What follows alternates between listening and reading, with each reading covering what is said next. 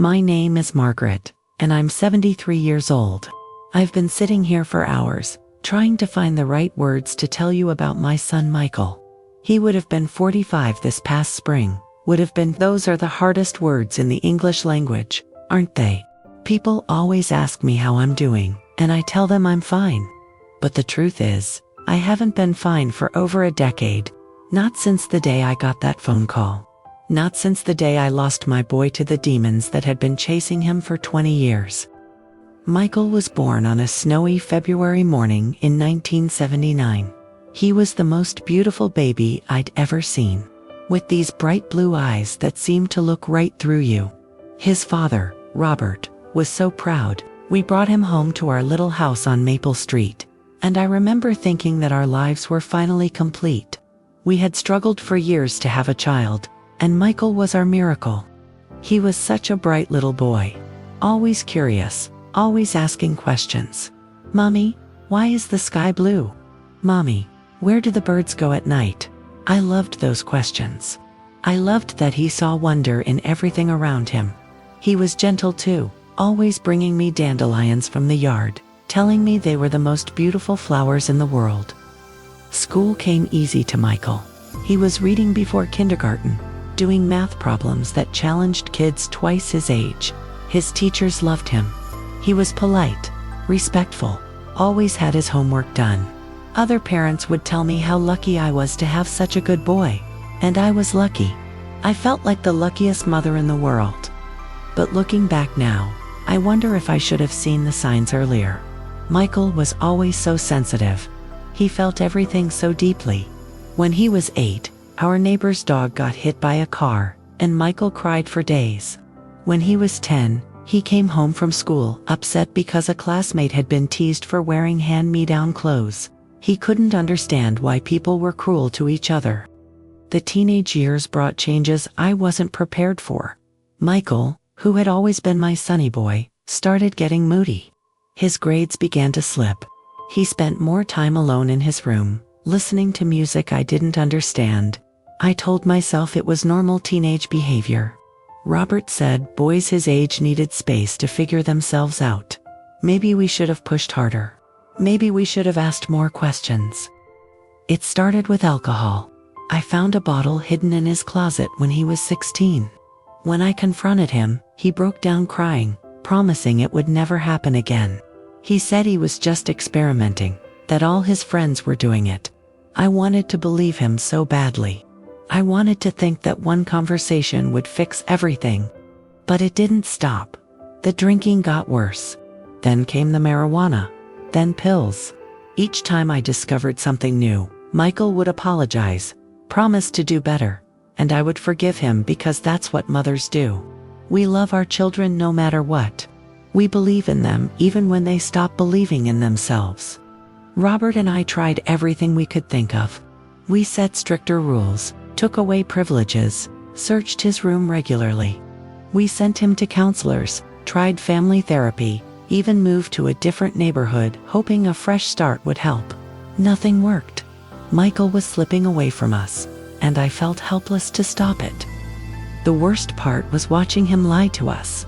This boy who had once told me everything, who used to climb into my lap and share his deepest thoughts, was becoming a stranger. He would look me straight in the eye and lie about where he'd been, what he'd been doing, who he'd been with. Sometimes I could see the real Michael behind his eyes, the little boy who used to bring me dandelions, and it broke my heart. College was supposed to be a new beginning. Michael was accepted to State University, and for a brief moment, I thought maybe this would be the turning point. He seemed excited about his classes, made new friends, called home regularly during his first semester. I let myself believe that maybe we had weathered the storm. But the call came during his sophomore year. Michael had been arrested for drug possession. Not just marijuana this time, but cocaine. He was expelled from school. When Robert and I drove to campus to bring him home, I barely recognized my son. He was thin, hollow-eyed, and there was something in his expression that scared me. The light that had always been there, that curiosity and wonder I'd loved so much, was gone. That's when we really started fighting the beast. We found a rehabilitation center about an hour away, and Michael agreed to go. I was so hopeful. I thought this was it. This was where he would get better. I visited him every day, brought him his favorite cookies, sat with him during family therapy sessions where we talked about healing and second chances. He did well for a while after he came home. He got a job at a local hardware store, seemed to be getting his life back together.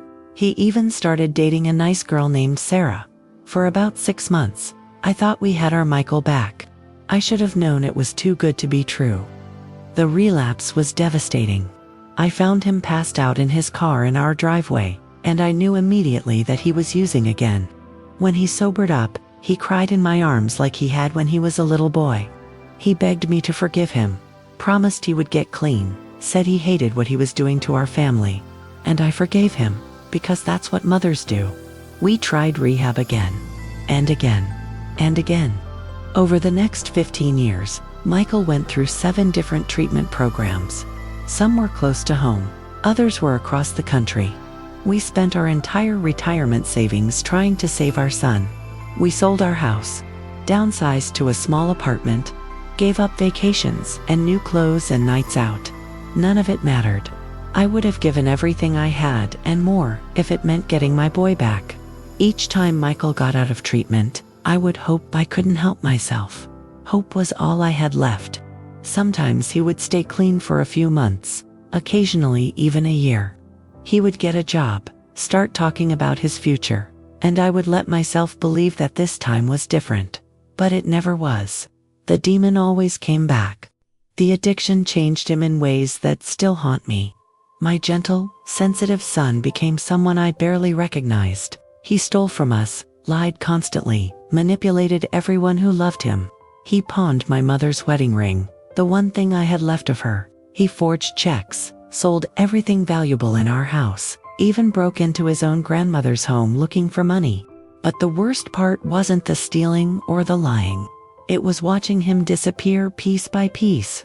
The Michael who used to read poetry, who could spend hours talking about philosophy and art, who cried at sad movies, was being consumed by something I couldn't fight. Every time I looked at him, I could see less of my son and more of the addiction. The hardest thing we ever did was cut Michael off financially. We changed our locks, stopped giving him money, refused to let him come home when he was using. People told us it was the right thing to do, that we were helping him hit rock bottom. But sitting in my apartment, knowing my son was on the streets, possibly hungry or cold or in danger, felt like the most unnatural thing in the world. He called me one night, about 3 months after we'd cut him off. He was crying, said he was ready to get clean for real this time.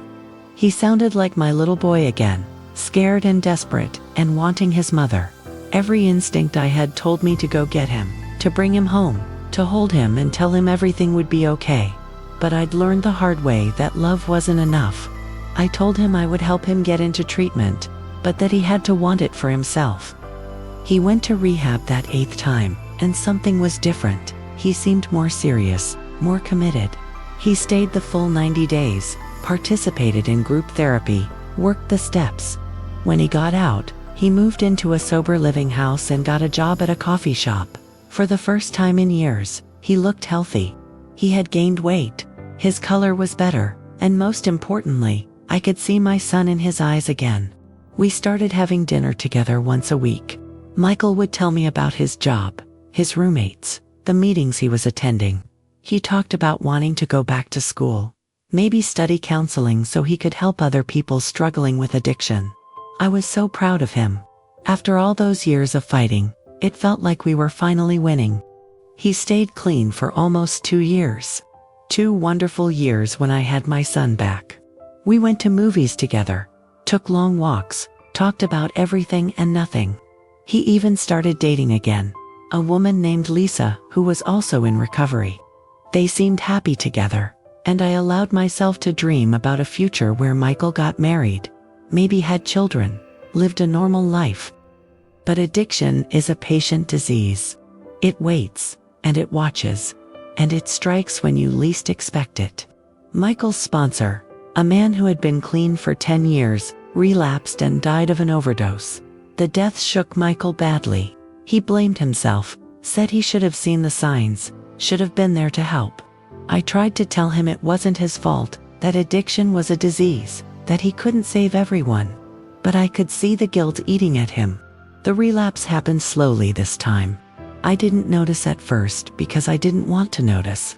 Michael missed a few dinners, said he was working extra shifts. He seemed tired, distracted, but I told myself he was just stressed about work. When the truth finally became impossible to ignore, I felt like I was drowning. This time was different though. Michael was older. His body couldn't handle the abuse the way it had when he was younger. He overdosed 3 times in 6 months. Each time, I got the call from the hospital, rushed to his bedside, held his hand while he recovered. Each time, he promised it would be the last time. Each time, I believed him because the alternative was unthinkable. The last time I saw Michael, he was in the hospital after his 3rd overdose. He looked so fragile, so broken. He couldn't even look me in the eye. He whispered that he was sorry, that he knew he was killing me along with himself. I held his hand and told him I loved him, that I would always love him, no matter what. I told him he was stronger than the addiction, that he could beat it. I was still trying to save him, even then. He was released from the hospital on a Thursday. He promised to go to a meeting that night, said he was going to call his old sponsor, start over again. I wanted to believe him, but part of me knew. A mother knows. I could see it in his eyes, the hopelessness, the exhaustion. He was tired of fighting, tired of hurting everyone he loved, tired of being disappointed in himself. The call came on Saturday morning. Michael had been found in his apartment by his roommate. The paramedics said he had been gone for hours, that there was nothing they could do. He was 43 years old. My beautiful boy, who had brought me dandelions and asked me about the sky, was gone. I don't remember much about the funeral. People came, said nice things, told me Michael was at peace now. His high school friends shared stories about his kindness, his intelligence, his sense of humor. Lisa spoke about how much he had loved me, how he talked about me all the time, how proud he was to be my son. I sat there and listened, but it felt like I was underwater, like everything was happening to someone else.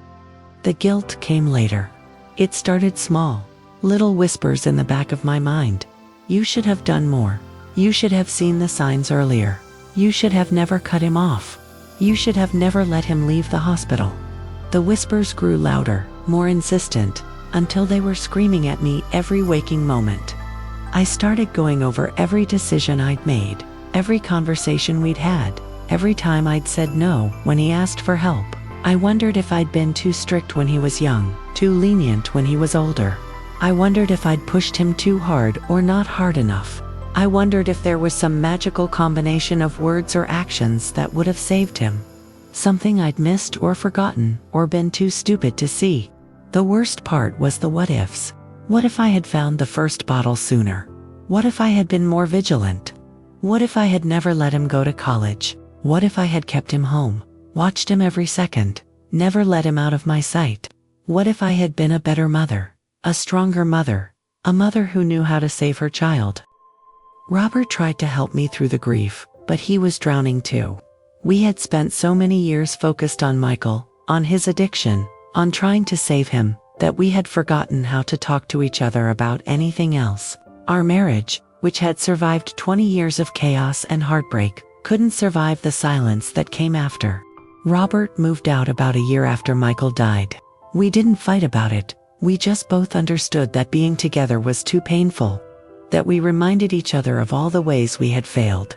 We still talk sometimes, usually around Michael's birthday or the anniversary of his death. We're both carrying the same guilt, the same questions, the same unbearable weight of love that had nowhere to go. I've been in therapy for 3 years now. Dr. Martinez is a kind woman who specializes in grief and loss. She keeps telling me that I did everything I could, that addiction is a disease, that I couldn't have saved Michael any more than I could have saved him from cancer or heart disease.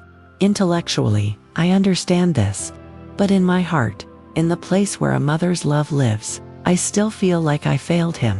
She's taught me about the difference between guilt and grief. Guilt is about what you did wrong. Grief is about what you lost. I'm learning to separate the two, to honor my love for Michael without destroying myself with blame. Some days are better than others. Some days I can remember him without falling apart. Some days I can even smile when I think about the little boy who brought me dandelions. I've started volunteering at a local organization that helps families affected by addiction. I share my story with other parents who are going through what Robert and I went through. I tell them about the importance of self-care, about the difference between helping and enabling, about the long, difficult journey of loving someone with an addiction. But mostly, I tell them not to give up hope. Even though I couldn't save Michael, even though hope sometimes feels like the cruelest emotion of all, I still believe it's necessary. Not hope that you can fix your child, but hope that you can survive loving them. Hope that their struggle means something. Hope that your love, even when it feels useless, still matters. I think about Michael every day. I wonder what he would be doing if he were still here. I wonder if he would have married Lisa, if they would have had children, if I would have been a grandmother. I wonder if he would have become a counselor like he wanted to, if he would have helped other people find their way out of the darkness. I keep his picture on my nightstand, the one from his high school graduation. He looks so young, so full of possibility. Sometimes I talk to him, tell him about my day, about the people I've met, about how much I miss him. I tell him I'm sorry for all the times I was too tired to listen, too scared to understand, too angry to see his pain clearly. But mostly, I tell him I love him. I tell him that being his mother, even with all the heartbreak and terror and sleepless nights, was the greatest privilege of my life.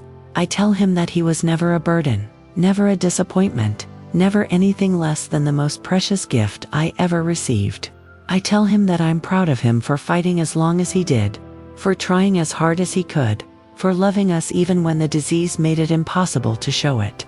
The other day, I was walking through the park where Michael used to play as a child. There were dandelions everywhere, bright yellow against the green grass. I picked one and held it up to the sunlight, remembering how he used to call them beautiful. And for just a moment, I could see him again, 6 years old and gap-toothed, running toward me with a fistful of weeds he thought were flowers. I know that I will carry this pain for the rest of my life.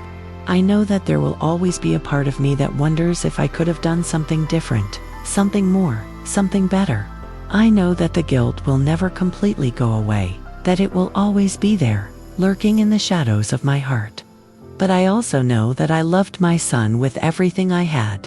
I know that I fought for him, prayed for him, never gave up believing that he could get better. I know that even in his darkest moments, when the addiction had taken everything else, he knew he was loved, and maybe, just maybe, that's enough. People ask me if I have any regrets, and the answer is complicated. I regret that I couldn't save him.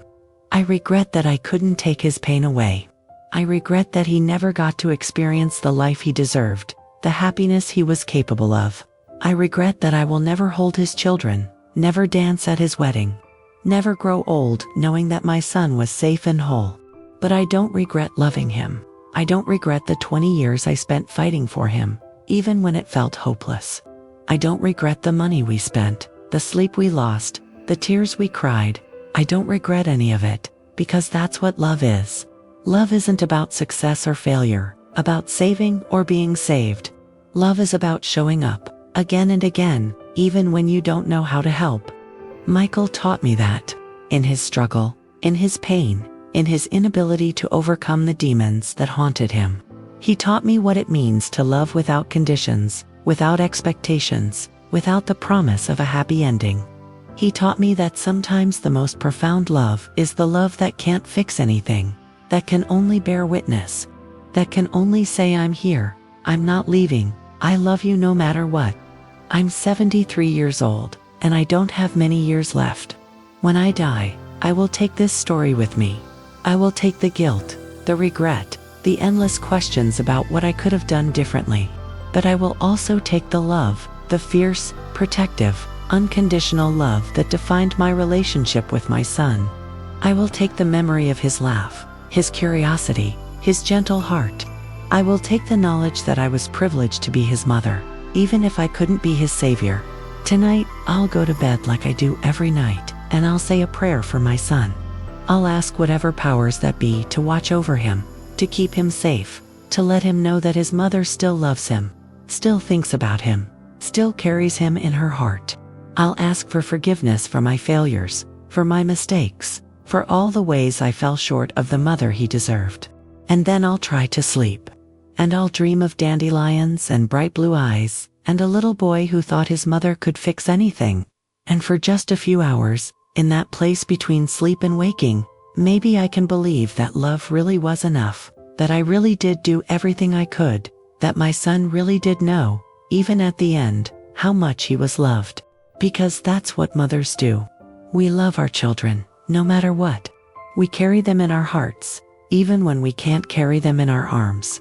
We remember them, not just as they were at the end, but as they were in the beginning, when anything was possible and love felt like the most powerful force in the universe. Michael, my beautiful boy, I couldn't save you, but I loved you. I loved you with every breath in my body, every beat of my heart, every prayer I whispered in the darkness. I loved you then, I love you now, and I will love you until my last day on this earth. And maybe, just maybe, that's the most important thing of all.